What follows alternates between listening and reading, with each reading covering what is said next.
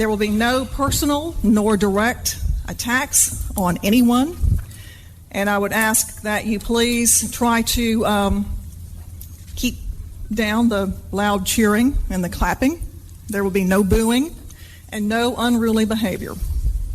With that, this is painful, and it will be for a long time. Donald Trump, baby! That's right, this man knows what's up! After all, these are a couple of high-stepping turkeys, and you know what to say about a high stepper. No step too high for a high stepper. This is Midday Mobile with Sean Sullivan on FM Talk 106.5. Well, Sean's a tough guy. I mean, I think everybody knows that. You know, Sean, he took some licks. He hangs in there. Yeah, what's wrong with the beer we got? I mean, the beer we got drank pretty good, don't it? Did you hear what I said? So this is a brave council. I had no doubt about them. That doesn't suck. If you don't like it, too bad. Last question, were you high on drugs? Last question, kiss my...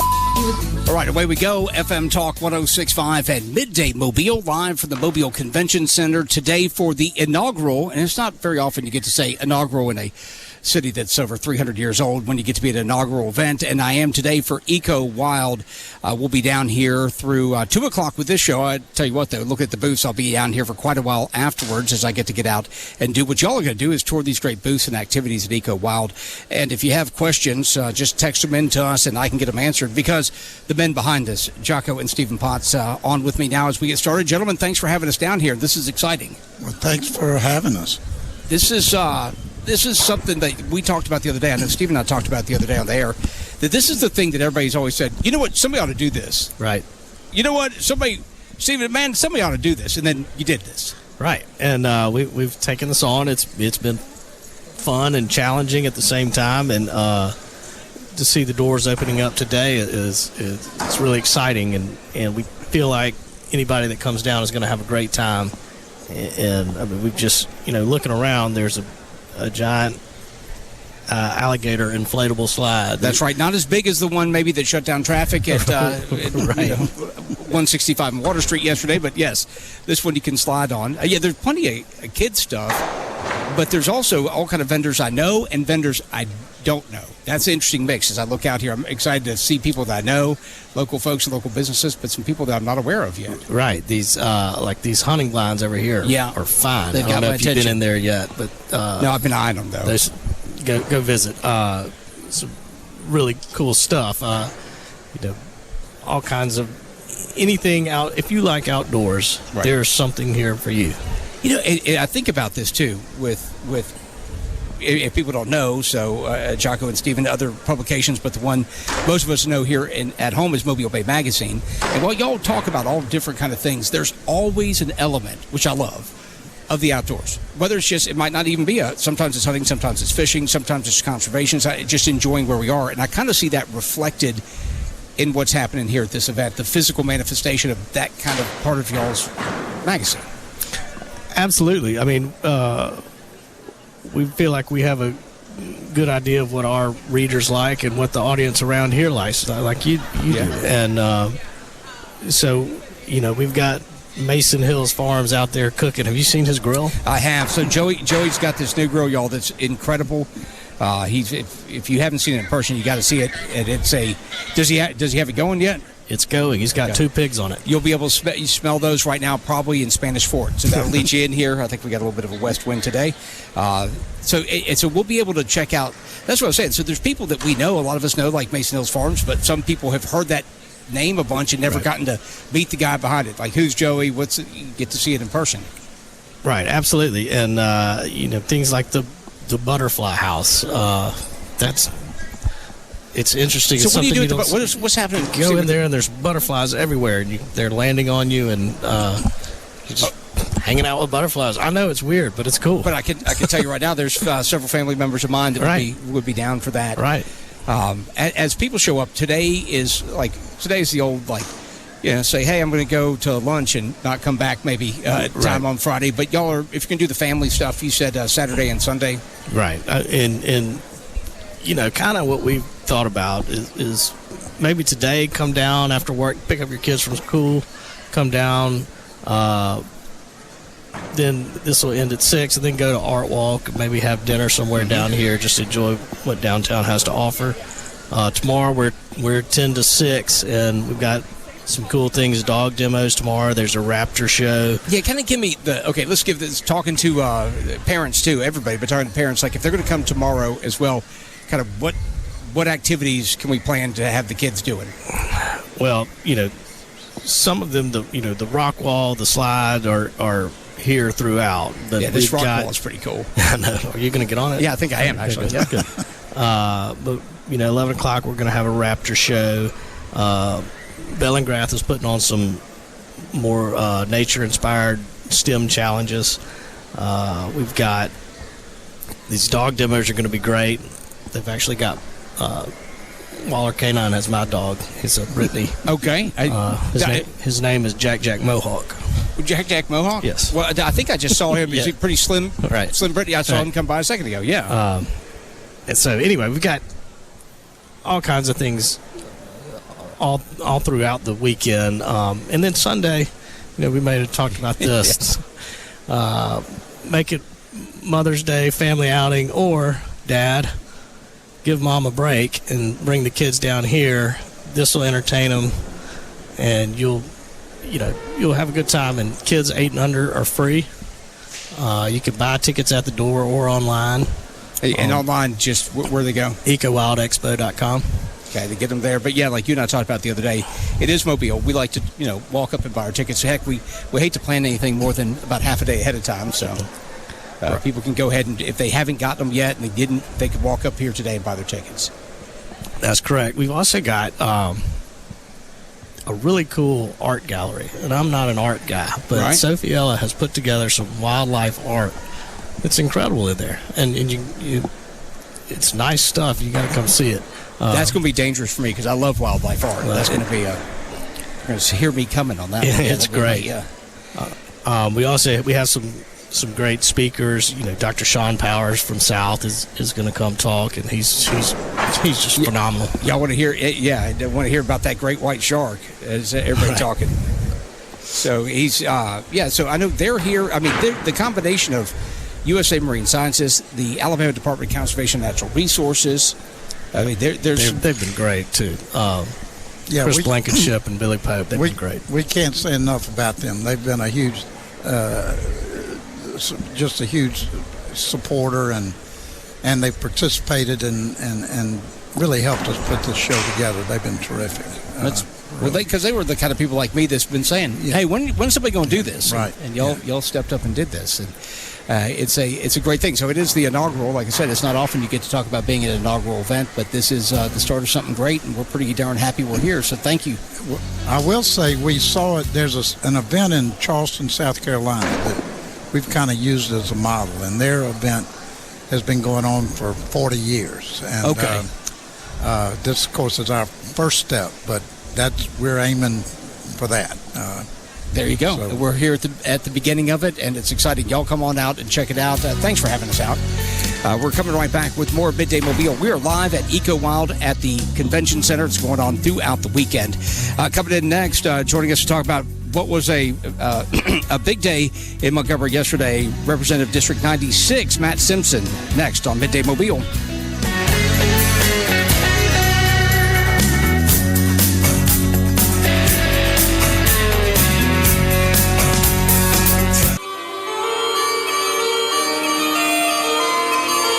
You're listening to Midday Mobile with Sean Sullivan on FM Talk 106.5. All right, so welcome back. Midday Mobile, Friday style. Glad to have you along. And yeah, we are live at the Mobile Convention Center. This is something brand new. The EcoWild Outdoor Expo goes on today, tomorrow, and Sunday. Hopefully you get a chance to come on by and see us today. And if not, see us over the weekend down here. And yeah, we're going to start working on my buddy Joey Mason from Mason Hills Farm. He's got the big cooker out there. He's got some pigs in there that are getting just right. So we'll probably be grabbing some lunch. You can do the same thing when you stop by and see us. All right, y'all say hello. I'm happy always to get this guy on the show, but knowing what yesterday was like to have Representative District 96 Matt Simpson sitting in with us is a good thing. What a day. Invite me. This is awesome. I had no clue this was out here, but had a chance this morning to walk around and see some of the things they've got. They've got real catfish. They've got axe throwing. The axe throwing is right here by us too, y'all. They're like if you hear a thwunk while we're talking, there are people slinging axes right by us. Maybe y'all think you should have had that in the legislature yesterday? I can guarantee you that would not have gone well in the legislature yesterday.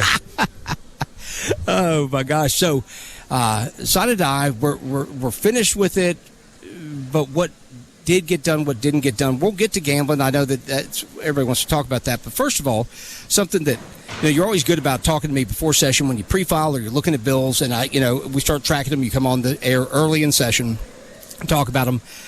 I think you and I have talked twice about the ethics bill on the show, and I've had many other guests on talking about you and the ethics bill.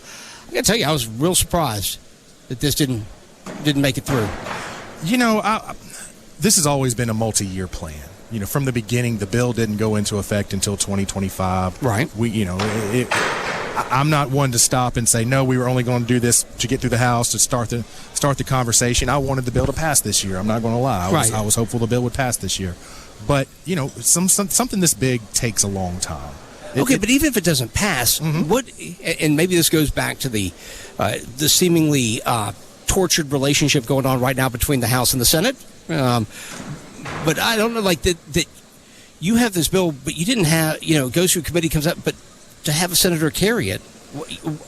Why can't we find a senator that wants to carry this bill? Well, we got one. We've got Sam Gavan has carried it. Oh, okay. He carried it in the Senate this time. He put a lot of work into it, put a lot of effort into it. There was some communication that we had early, beginning even last summer, before when we started talking about the ethics bill.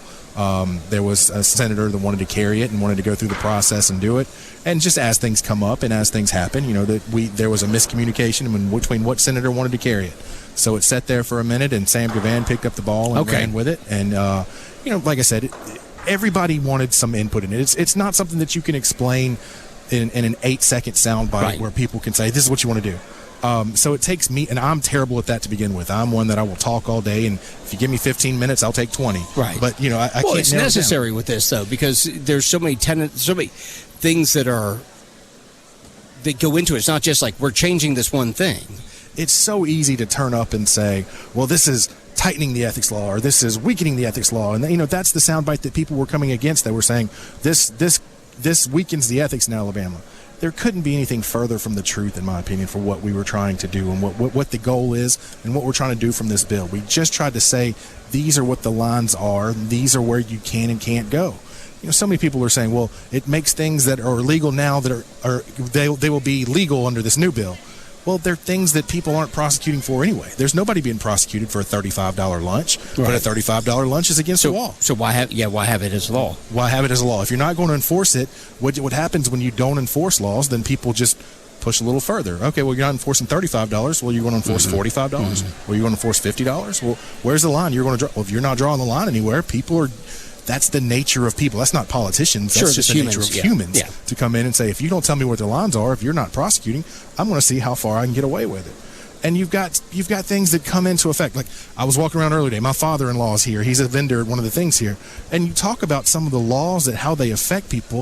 If somebody takes my father-in-law out to lunch, but that could be an ethics violation that I would be punished for, that I would be facing a Class B felony because someone took my father-in-law out to lunch. Like, that doesn't make any sense to me. That's nonsense as far as, the laws are as they are written are. If it's an intentional violation, it's a Class B felony. If it's an unintentional violation, it's a Class A misdemeanor.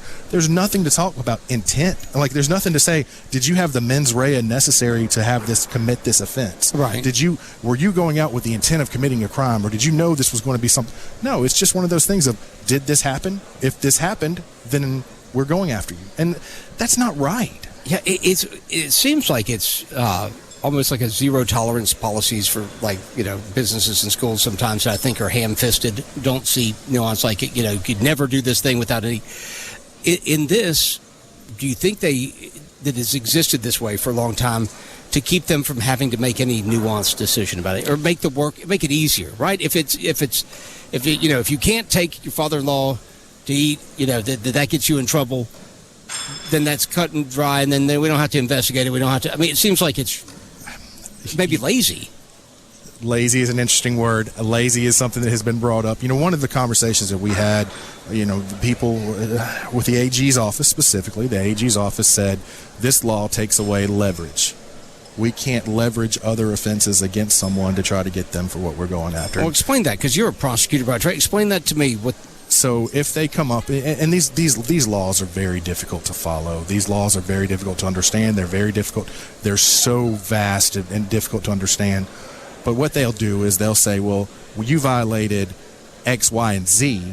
We're going to charge you with X, Y, Z, also A, B, C, D, and E, but we'll null pros A, B, C, D, and E, the big stuff. We'll get rid of the big stuff if you plead a Y. And if you plead a Y, then you can go to, we'll take care of this. And that's just not the right way to go. There's some instances that they had specifically where the Ethics Commission would say, Y is a crime and you're looking at 20 years in prison. But if you plead A, we'll just make you pay a fine on A. And so if you pay a fine on A, you'll go right back to doing your job. Nobody will know what happened. Everything will be good to go. That's extortion in my mind. Yeah. That's not the way to prosecute people. That's not the way to run the Ethics Commission. That's not the way to run ethics prosecutions. You want people to know these are what you can and can't do. If you cross that line, if you go beyond what you can do, then we're coming for you, and we're coming after you, and we're coming hard after you.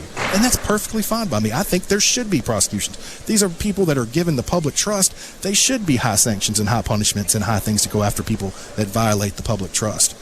But you have to figure out, okay, is this something that's a bad? Is this a you're using your office for personal gain? Is this a you sold your vote for a bribe? Is this the things that send people to prison? Send them to prison. Or is this something of a you didn't we got to talk about it, the Stan McDonald thing. Yeah, the Stan McDonald goes in the air, and he doesn't realize that he can't make campaign contributions. Yeah, when he's on the Ethics Commission. Yeah. So that's a Class B felony because he's intentionally made a campaign contribution. Mm-hmm. That's not right. It shouldn't be a Class B felony for something. There's a list. There should be a list of things. So what the representative's talking about, if y'all didn't hear, you can go back and listen to the podcast. Here's a person who is on the commission who says something that is against the ethics law. So, I mean, it's if the officer doesn't know what the law is, how's the citizen supposed to know, right? Yeah, and I will say he is no longer on the ethics commission. That's right. Because he that stepped interview, out. Yes. But it's one of those things. You just want people to know what you can and can't do. When the law was written in 2010, and this is what nobody goes back to, the law was written in 2010. It was after the election, so we had the Republican legislature come in November of 2010. Okay. All right. The governor doesn't come in until January of 2011. So there was this brief window when Governor Riley was still governor, and this is the only window that he had a Republican legislature. Okay. This was before Governor-elect Bentley took office in January. Okay. So they called a special session during this time. If you remember in the campaign 2010, the handshake with Alabama, ethics was one of the 5 fingers of the handshake with Alabama.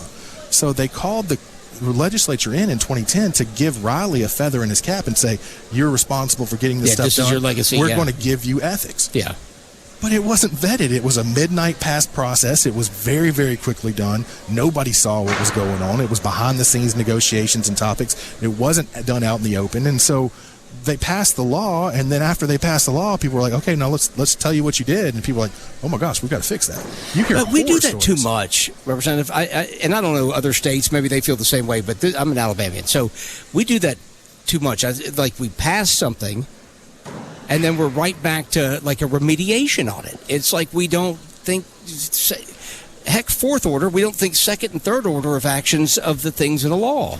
It's the old Pelosi. You have to pass the bill to know what's in it. Yeah, I'm tired of it. It's terrible. It's not good government. It's not good for people to trust the government. It's not good for people to look and actually vet this bill. I will tell you, this bill has been vetted more than any bill that I've ever worked on.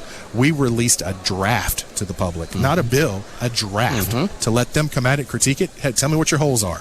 Some people poke some holes in it. We fixed the holes. We fixed it through there. Then we put a version of the bill out that was originally filed. Some people on the committee wanted some issues fixed. We fixed some of the stuff there. We then put a substitute out before it went to the floor. Every step along the way, we've taken input from people that we were against the bill. We took their input and advice and said, what can make this bill stronger? I get that you don't like it. I get, Mr. Attorney General, you don't like this bill. Right. What can we do to make it better? When we come back, I want to talk about that. Our guest, he is live with us here at the EcoWild Outdoor Expo at the Convention Center. Representative Matt Simpson, right here on Midday Mobile.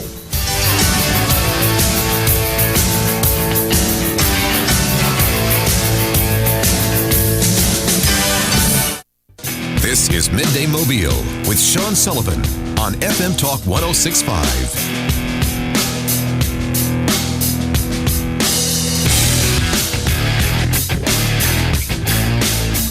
All right, welcome back. It is Midday Mobile live from the EcoWild Outdoor Expo at the Mobile Convention Center, the inaugural. Representative Matt Simpson, our guest. Like you said, this is good. This is something new. It's rare, growing up here in a city well over 300 years old, that we say this is the first whatever, but this is the first. I think it's going to be good. I don't know if it was a viral marketing campaign that they had the alligator loose in downtown Mobile yesterday. But there it is, right there, the inflatable alligators. Yeah, I said that yesterday. I said maybe they could have let that gator come in here and gotten the attention. Did that shut down at some point in the legislative session yesterday to say, listen, I know we have a lot of bills we're looking at here, but there's an alligator in Mobile that's on the roadway, so everybody's going to stop and talk about it. So we're talking about the ethics bill, and you said it's a multi-year process. Mm-hmm. But, okay, so I'm going to ask something. I won't even look at the text line. I'll just ask, why does it have to be a multi-year process? Why can't y'all get this done now? I mean, if ethics are that important, why can't y'all agree on something and get it done? I'm with you. I would love to get it done this year. One thing that we were able to do, what we ran into was, the Attorney General was against the bill, the Ethics Commission was against the bill. And his angle was what? He said the prosecutions, and you're taking it. Long story short, what I honestly believe is the Attorney General thought that this made it more difficult to prosecute other cases because they couldn't have stacked charges on top of charges on top of charges. I also think we got into a little bit of a turf war where the Ethics Commission thinks that this gives too much power to the Attorney General's office. The Attorney General thinks it still gives too much power to the Ethics Commission. Right. So I'm really stand by the belief that I'm the only person in Alabama that can get Tom Albritton and Steve Marshall to agree on anything. But, so what we've done, and one of the things that we did, after the bill failed in committee on Wednesday. It failed in committee. So immediately we went down that same day and passed a resolution. And what that resolution is going to do is we're going to get somebody from outside the state of Alabama. We've given our Legislative Services Agency the ability to hire or retain the services of somebody from outside Alabama that's going to be nationally renowned on ethics. Okay. We're going to look at what the other 49 states are doing. Wow, this is novel, okay? We're going to look at what the other 49 states are doing. We're going to look at what the federal government is doing. And we're going to step back and say, okay, this is not a personalities issue. This isn't a Matt Simpson bill. This isn't a House bill versus a Senate bill. It's not an AG bill versus a Senate versus an Ethics Commission bill. This is going to be a bill. Everybody knows there's problems with our ethics laws in Alabama. You've seen a report after report from task force, from criminal appeals opinions, from Supreme Court opinions. Everybody that's looked at this says, man, these laws are jacked up. So fine. If you don't want to give credit to somebody, if you don't want to look like you're playing in somebody else's sandbox, let's get somebody from outside that is a nationally renowned expert on ethics. Mm-hmm. Let them come in and look at our laws. Let them say, yeah, this is messed up. This is what y'all should do. So that way you're not getting into the AG has the power to push a bill through the House or the AG has the power to stop a bill in the Senate. No. Find out what the problem is, fix the problem. Now, do you think the challenge will be they'll come back and hear the problems with it? You still have to get it through the legislative process. I do, but I've gotten such an overwhelming response. I can't thank Senator Gavan enough for his efforts. He put a monster load of time into this. I've been putting in for about 15 months. He put in, these last few weeks, he's really been nonstop looking at it and going like, okay, this is why you did this. Okay, I see. So we've had a number of senators that have reached out that said, look, we just needed more time. The AG's office gets up in the public hearing and says, now is just not the time. We need more time. So fine, here's time. Take that excuse away from it. Now let's fix the problem. This isn't something I did not want to drop something on people and say, hey, we're at 11:59 and on Sine Die night, let's throw the ethics bill through there. No, that's not the way it should be. Vet. And the thing is, I agree with vet, but I would love to see this. I mean, you have this stuff filed early on. Mm-hmm. I know the reasons for it, but let me play naive for a second. I sure would like for this stuff to be taken up at the beginning of session, maybe like when gambling was or something like that, I will tell you this. I cannot thank Speaker Ledbetter enough. Speaker Ledbetter has been so kind as far as what do you need? he's taken the mindset. I'm so happy to serve in the House. He's taken the position of we've come to him with issues and say, I'd like to go address this issue. I'd like to look. Ethics is something that I think there's a problem. I'd like to go try to fix this problem. Okay, Matt, what do you need? What can I do to help you flourish to make you be able to succeed in getting the ethics bill done? It's the same thing that he did with gambling. We'll have to talk about gambling to this aspect. You have Chris Blackshear, Andy Witt, Sam Jones, Chip Brown was involved in some of this stuff down here. He's taken a number of people that have said, there's a problem in Alabama. We'd like to be able to address this problem. And we're all young. I'll tell you, we're all relatively young. Chris Blackshear, I think he was class of 2014. Sam Jones came with I in 2018. Andy Witt came with me in 2018. Chip Brown came with me in 2018. So we haven't been jaded by the process of Montgomery where you say, no, you can never get that passed. No, gaming will never happen. No, ethics will never happen. No, it takes. We're of the mindset. That sounds like me. Yeah, we're of the mindset of, hey, man, why not? Why not go try to fix a problem? And it's ambitious. And it's ambitious for us to say, you know what, we're going to take on all of these issues and we're not going to run from it. We're going to take up a task. We're going to put our mind to it. We're going to put the effort in and even work in the off season. If it means we're up in Montgomery for all year long, then that means that's what we got to do to get the right bill through. And that's what the Speaker has done. And that's why people in the House are so honored to serve with him, because it's not a situation of you do this or you're going to vote the way I tell you or you're going to do this. No, he's of the mindset, I'm going to power the people to give them the opportunities to serve in the way that they want to serve. If you have an issue that matters to you, what can the House do to help you accomplish what you're looking for to get this issue done? I never thought it would even work like that, but I thought it would be the inverse, right? It's amazing. I can't speak highly enough for Speaker Ledbetter through this process. It's not a leadership of, I really want to make sure I get a good office, or I really want to make sure I have a chairmanship, or I really want. No, it's a leadership of, it doesn't matter what you've got. We've got some brand new freshmen that are taking up the issue, that are working hard on the IVF issue to solve the IVF concerns, because that's what they care about through this process. And it's so great to see, because if you're passionate about what you're doing, if you're not going up there just to push a button, if you're not going up there just to say, okay, well, the Speaker voted green, so I have to push the green button, that's not what we do. That's not how it gets done. It goes up there to say, let's make a difference, man. Let's not waste. We're not going up there just to get reelected. Look, if I get sent home in 2026, if the people of Alabama say, I don't want you to be your representative in District 96 anymore, that's fine, but I'm going to go out on my terms. I'm going to go out saying, I fought for something that I believed in. I voted the way that I believed. I did what I wanted to do. And that's what I love about serving in the House. But let's talk about the things that might. Looking at this yesterday, so this is not, where these big bills like your ethics bill and all that, people understand there are bills that are still important, but they don't have the handles on them that some of these others do. And it was a discussion here about an economic zone. Help me with the. It's a community improvement district in Spanish Fort. Community improvement district in Spanish Fort, right? This is this is stuff that also goes through the legislature. The way things are done in the state, right? Things go through Montgomery. So this bill was specifically really just for the area around Spanish Fort, right? It's a statewide bill.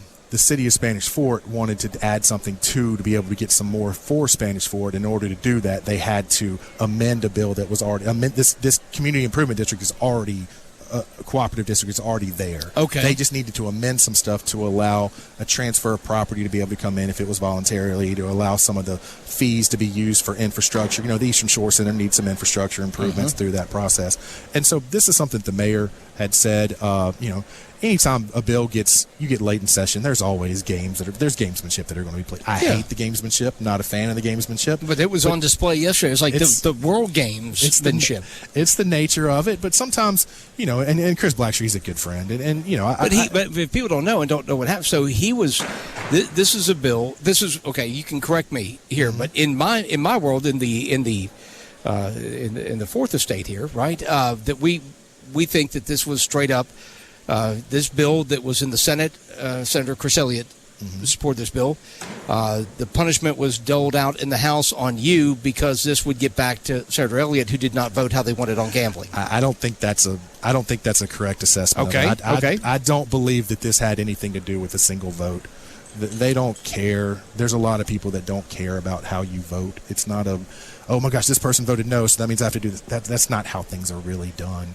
There may be some that do that, but that's not the nature of this. Now, there are things that personality conflicts that would cause an issue. That's more of a personality issue than it is a singular vote issue. So this wasn't we're going to punish Senator Elliott because of his vote on gaming. This was just a personality conflict. And, at some point you have to say, look, guys, I understand the personality issues, but at the end of the day, this is important for Spanish Forts and it's important for my district, so that means I'm going to fight for it. Yeah, but you can't, saying people are human beings, maybe there's not the ability to decouple the personality from the bill.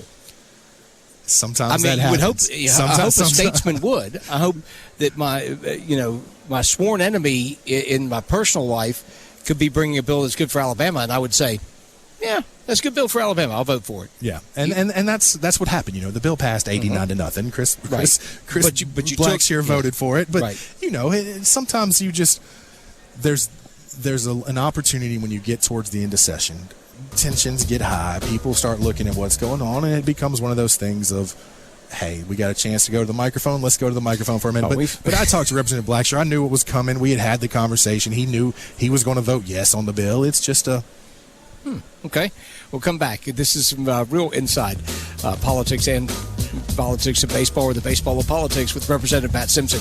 We are live at the EcoWild Outdoor Expo. We'll be here till 2. I'll be here much longer. And throughout the weekend, they got doors open Saturday and Sunday. Come check it out at the Convention Center.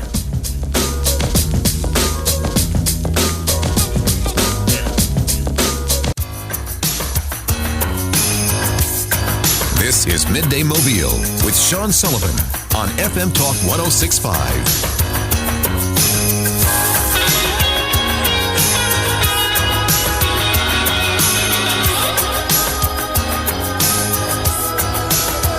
Welcome back. FM Talk 106.5, and this is Midday Mobile on location at the Mobile Convention Center.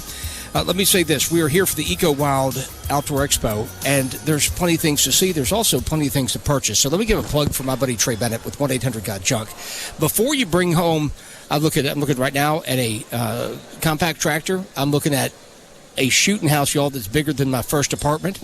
I'm looking at all kind of cool off-road coolers. I'm looking at all kind of fishing supplies. In other words, you'll need to get rid of some junk before you bring home the next load of goodies, things you got to have to the house. So make that appointment with 1-800-GOT-JUNK. And it could be stuff inside your house, could be around the house, could be the backyard. Trey always says, people think about us getting like boxes out of storage units and stuff out of houses. He said, but dude, we get the big trampolines, above ground pools, storage buildings, all that stuff that people want gone. We can handle that as well. So whatever it is, it's boxes in the garage that you one day hope you're aspirational to put a car into, or a storage unit you need to get cleaned out, or maybe that big above ground pool in the backyard that you're not using anymore. If you've got junk, you want it gone, use my friend Trey with 1-800-GOT-JUNK. He's been doing it for 16 plus years.